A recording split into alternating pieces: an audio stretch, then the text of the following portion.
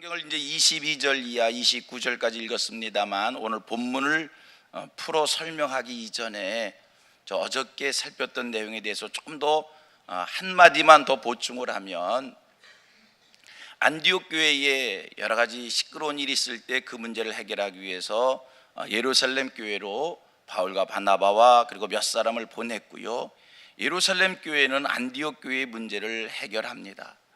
자, 안디옥 교회의 문제를 해결할 때 예루살렘 교회도 안디옥 교회의 그 문제에 대해서 하나님의 거룩한 뜻을, 하나님의 음성을, 하나님 앞에서 무엇이 옳은 것인가를 귀하게 판단하려고 경솔하게 그저 사도들이니까 사도의 권위로, 장로들이니까 장로의 권위로 그렇게 결정하고 판단하는 것이 아니라, 그것도 하나님 앞에서 옳게 판단하기 위해서 많은 노력을 했던 것을 우리가 볼 수 있습니다. 살펴보면 먼저 이제 5절 말씀을 보면, 기독교인들이 바리새인이면서 예수를 믿게 된 바리새인 기독교인들이 먼저 일어나서 자기들의 주장을, 자기들이 생각하는 바를 먼저 논하였고, 그 이후에 7절 말씀을 보니까 베드로가 논하고, 12절 말씀을 보니까 바나바가 논하고, 13절 말씀을 보니까 이제 야고보 사도가 논하는 것을 보게 됩니다.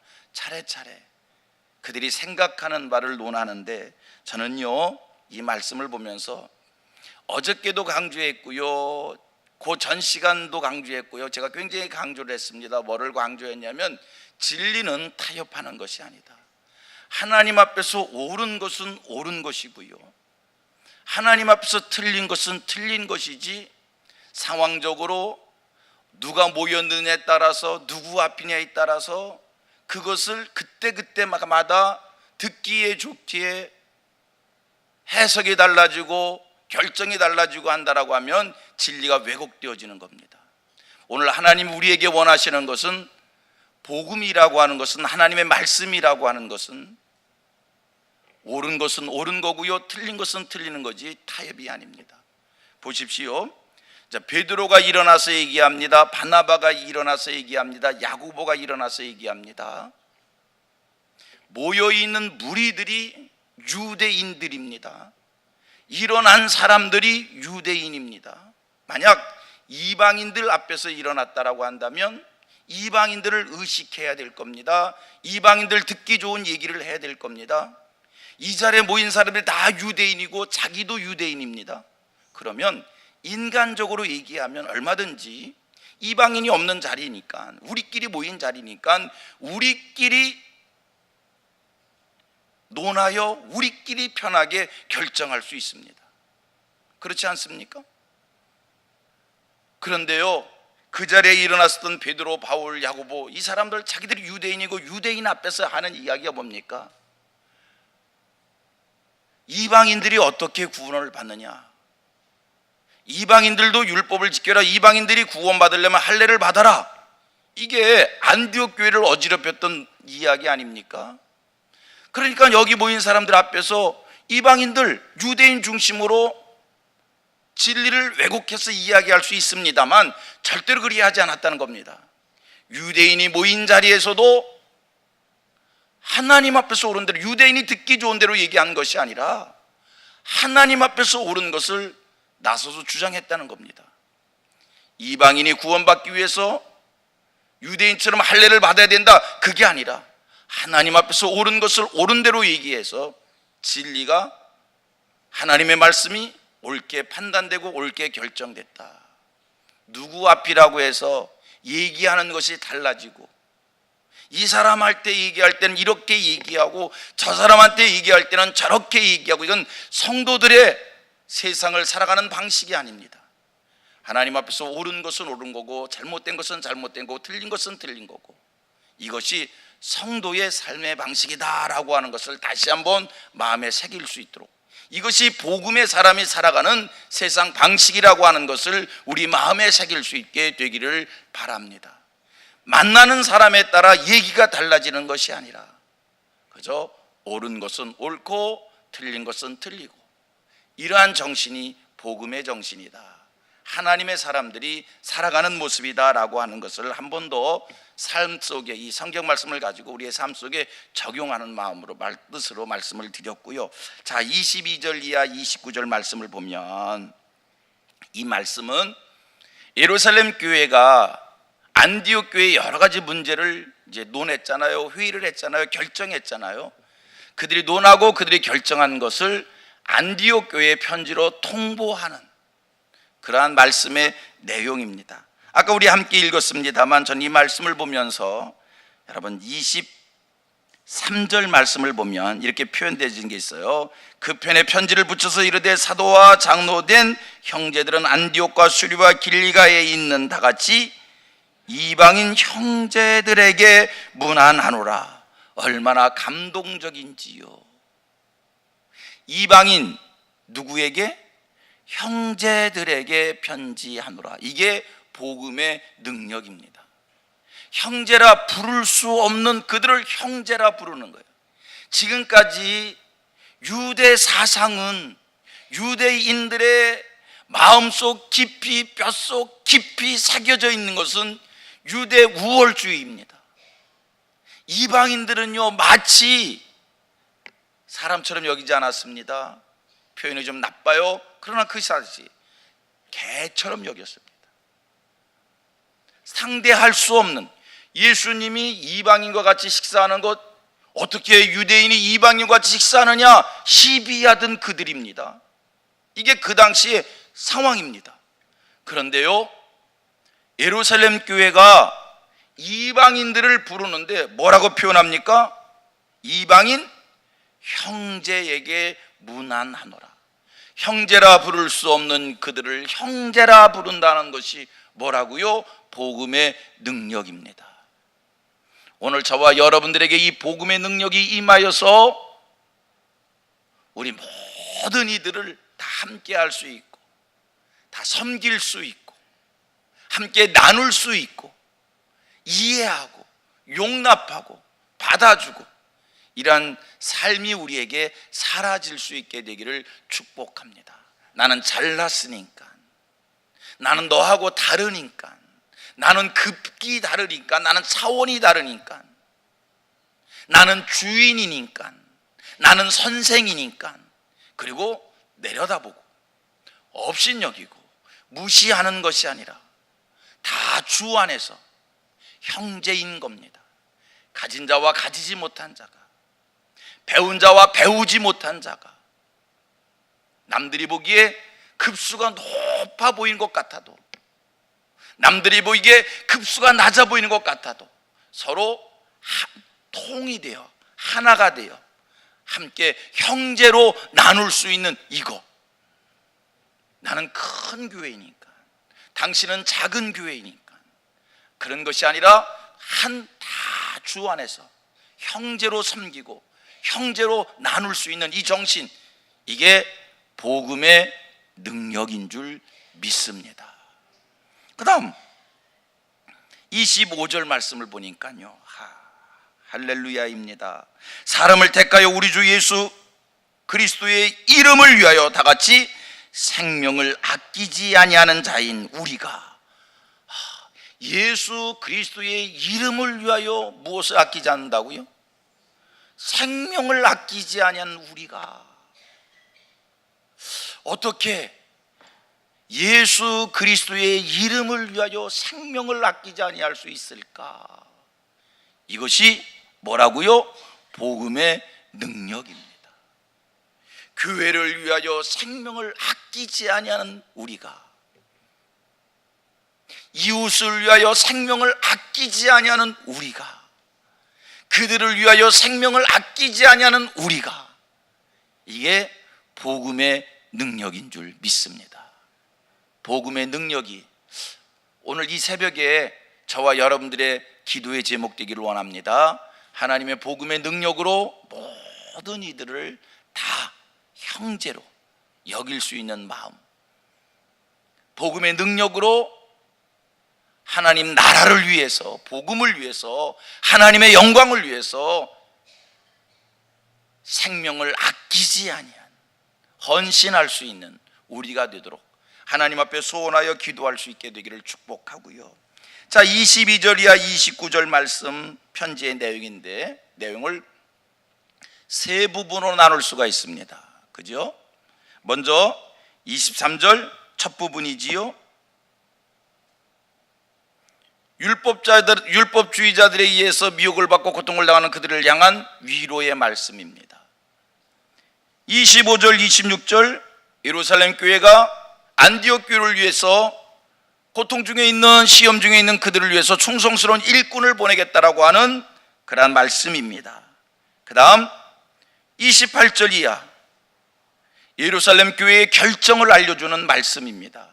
그런데 여러분 28절 29절 말씀, 예루살렘 교회의 결정의 내용이 무엇입니까? 자, 읽어봅니다. 이 안디옥 교회가 참 율법을 지켜야 되느냐 말아야 되느냐, 할례를 해야 되느냐 말아야 되느냐 복잡했어요. 이것을 예루살렘 교회가 결정했어요. 예루살렘 교회의 결정은 오늘까지 우리가 지키는 복음의 핵심입니다. 무엇을 어떻게 결정했는가? 자, 28절 시작. 성령과 우리는 이 요긴한 것들 외에는 아무 짐도 너희에게 지우지 아니하는 것이 옳은 줄 아노니. 29절 우상의 제물과 피와 목매어 죽인 것과 음행을 멀리할지니라. 이에 스스로 삼가면 잘 되리라. 편안함을 원하노라 하였더라. 자, 안디옥 교회, 우리가 구원을 얻기 위하여, 이방인들이 구원을 얻기 위하여 무엇을 어떻게 해야 됩니까? 율법을 지켜야 됩니까? 말아야 됩니까? 할례를 받아야 됩니까? 말아야 됩니까? 예루살렘 교회 결정입니다. 이것들 외에는, 아래 설명, 이것들 외에는 아무 짐도 너희에게 지우지 아니하는 것을 옳은 줄 아노라.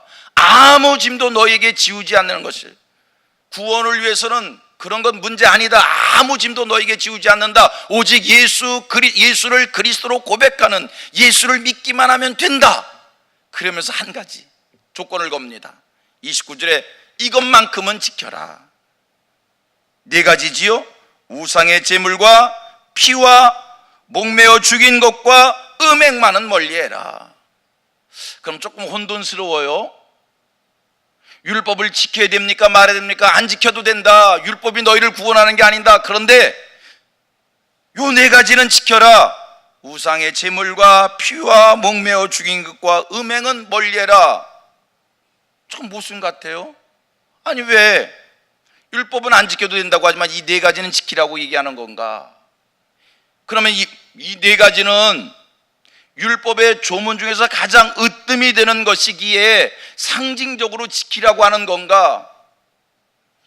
율법이 모두 613가지의 조문이라고 얘기하잖아요. 하라 하지 말라 율법 613. 그럼 613가지 중에 나머지는 안 지켜도 되고 이 네 가지만 지키는 이 네 가지는 율법의 핵심이냐? 여러분, 그런 차원은 절대 아니고요. 오해하지 말고요. 구원을 위해서는 어떠한 율법을 지키지 않아도 되지만 이 네 가지만큼은 지키라라고 한 것은, 여러분, 이것은 율법적 차원에서 지키라고 하는 뜻은 절대 아니고요. 구원을 위해서 율법을 지키는 것은 아닙니다. 그러나 이 네 가지를 지키라고 하는 것은 구원의 조건으로 율법을 지키라고 하는 차원에서 지키라고 하는 것은 아니고요. 그 당시에 이 네 가지, 우상의 제물, 피, 목매어 죽인 것, 음행, 이 네 가지는 그 당시에 도덕적으로, 사회적으로, 문화적으로 시끄러웠던, 굉장히 그 시대에 많은 덕스럽지 못한 영향을 끼쳤던 일들이었습니다. 그러기에 교회가, 예수 믿는 사람들이 그 시대적 상황 속에서 이것은 너희들이 함께 할 때 남들한테 덕스럽지 못하기에 신앙인의 덕을 위하여 이런 것은 금해야 된다. 여러분, 우리 예수 믿는 사람들의 신앙생활 중요한 것이 있습니다. 오늘 본문을 통해서 우리가 깨달아야 됩니다. 예수 믿는 사람들의 신앙생활에 있어서 중요한 것은 우리가 천국 가기 위해서 예수를 믿습니다만 동시에 이 세상을 살아갈 때 구원과 상관이 없는 일이라 할지라도 덕스럽고 유익하고 선한 영향력을 끼치는 삶을 살아야 합니다.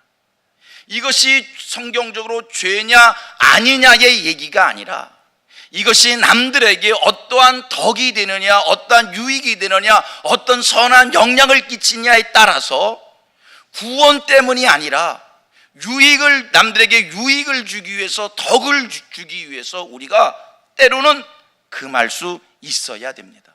이것이 복음적 삶인 줄 믿습니다.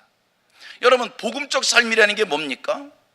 복음적 삶이라고 하는 것은 성경 말씀 앞에서 죄냐 아니냐, 죄가 아니면 무엇이든지 다 해도 된다, 그게 아니라 죄냐 아니냐를 넘어서서 이웃에게, 남들에게 덕이 되느냐 부덕이 되느냐, 선한 영향을 끼치냐 나쁜 영향을 끼치냐에 따라서 참고 인내하고 금하고 절제하고, 이것도 복음적 삶이라고 하는 겁니다. 초기 한국 교회에 선교사들이 들어와서 복음을 전했습니다. 재밌는 일이 있습니다. 선교사들이 한국에 들어와서 복음 전할 때 자기들은 조금씩 술도 하고 주초 문제를 자기들은 하면서 한국 교인들에게는 주초를 절대로 금하는 그런 일들이 있었다는 겁니다. 왜 한국에 들어와서 선교사들이 복음 전할 때 우리나라 사람들에게는 주초를 그렇게 완벽하게 금하게 했는가? 요즘에는요, 교회가 크게 논하지 않아서 그랬지요.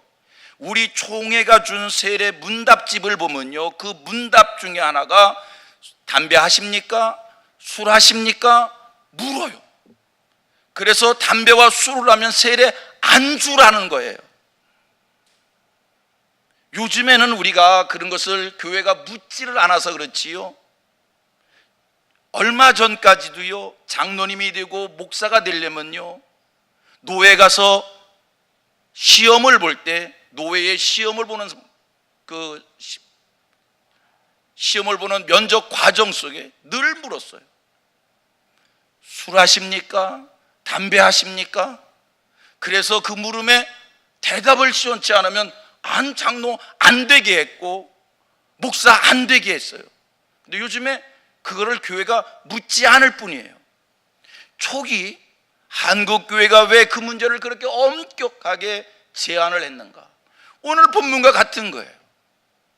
성도들의 경건하고 거룩한 신앙 생활이라고 하는 것이 하나님 앞에서 천국 가는데 성경의 죄냐 아니냐가 아니라 이 세상을 살아가는 과정 속에 남들에게 유익과 덕과 선한 영향력을 끼치느냐 아니냐라고도 매우 중요하게 생각하기에, 선한 영향력을 끼치게 하기 위하여, 유익을 주기 위하여, 덕을 끼치기 위하여 금했다라고 하는 이야기입니다.